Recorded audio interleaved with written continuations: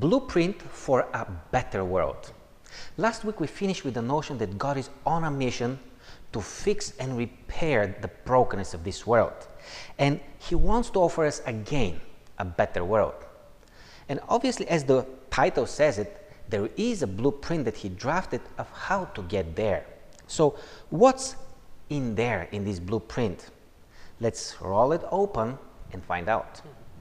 It's interesting to read and to think about how God does things. He is very personal when interacting with people, but He doesn't stop at this personal level. He points it outwards.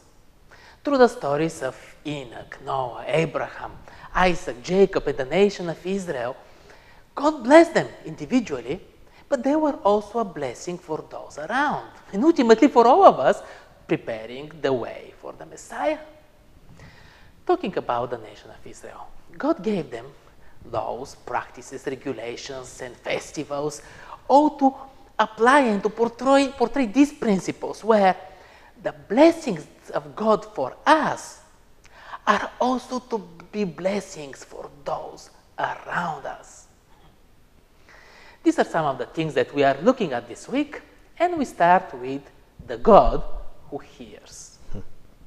In counseling, as well as in sales, and for that matter of fact, in every job that people work together, listening carefully or listening skills are a prerequisite for a successful relationship that leads to the expected results. It's not different for God in relation to His people. Numerous times we read in the Bible that God hears the cries of His people. And the same was the example when God led Israel out of Egypt. He was able to hear the cries of the suffering and slavery. Somebody was taking advantage of the Israel nation and was exploiting them. God sent Moses to let them know that He hears and He sees what they're going through. Somehow, without this first step, I doubted that any of the Israelites were going to follow Moses, or God for that matter, to leave out from Egypt. Simply by establishing this proper communication provided the base for a successful relationship between God and His nation. Many more blessings were available to come later on, or a continuation of executing the remaining part of the blueprint was now possible. God listens, He hears, and He makes sure that we open to trust Him and to engage in a walk together. To the Israelites, now their own free nation, He gave them their constitution, 10 commandments, speaking much more than what the letters spell out. And since we're talking about the blueprint, ask any engineer or any architect. They will bring you manuals and instructions of how to draft a blueprint. Every inch counts, every symbol matters, and punctuality is a must. Considering God's blueprint of a better world, there is a list of instructions and guidelines that definitely represented the way God's plan and project could be executed. These were the 10 commandments, and they were the core principles on which the nation of Israel was founded on. In simple words, they represented of how human beings can live out their love for God and their love for the people that surrounded them. Blueprints are never chaotic, nor they are just an art. They carry very well thought through organization or structure that executes the plan properly. If we go aside or out of the guidelines, we can fail the project. There is so much more than the letter of the law. For example, the 6th commandment, you should not murder. It summarizes and includes also all acts of injustice that tend to shorten life, as well as a selfish neglect of caring for the needy and the suffering, according to the lesson citing Ellen White in Patriarchs and Prophets. Not stealing also means to be fair, to not take advantage of the weakness, misfortune, and ignorance of somebody. Once again, we see what is important in God's eyes. We are all so much depending of each other. Part of the image of God's better world was to take care of the widows, of the fatherless, the foreigners, the slaves.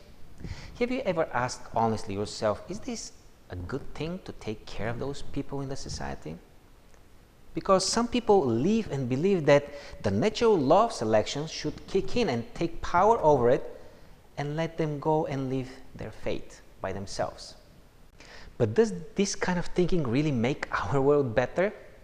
Not in the world that God intended it to be. Jesus was among those people. He stopped and he went out of his way to meet those kind of people, and he found it important to present them with the change and transformation for salvation. Before even giving them the instructions about the tabernacle, God gave the Israelites few chapters of laws on how to deal with civil matters, how to preserve and respect the dignity of everyone, with special attention and concerns on the outsiders and the more vulnerable ones. These moral principles are rooted deeply in the character of God. Can we reflect that? Finally, something very familiar to us is to expect that every project has its cost and expenses. So God has provided an additional instruction to donate 1/10 of our income to serve those who are in need.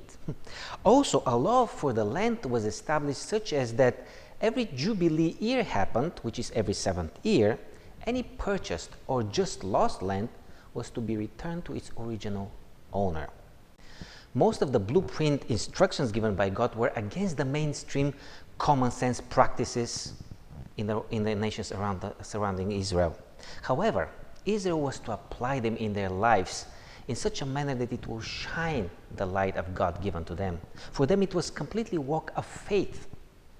However, this is what made it possible for them to live in this better world, after all. God was very detailed when setting up some practices and regulations about giving. And very often our mentality is, okay, how much do I have to give and where? But God doesn't need our money. He needs our heart, care, and attention. So, giving 10%, well, this is primarily meant for mission work. So, how much for the poor and those in need? How much do you think? It's not about the numbers. And this year of Jubilee, it's an amazing concept. How well God knows us. He knew that people will get in trouble, that someone stronger will take advantage of their misfortune. And he regulated that if someone is forced to sell, it will not be permanent. It will return back to him at the year of Jubilee. It's not the business that we know. It's a different business for God.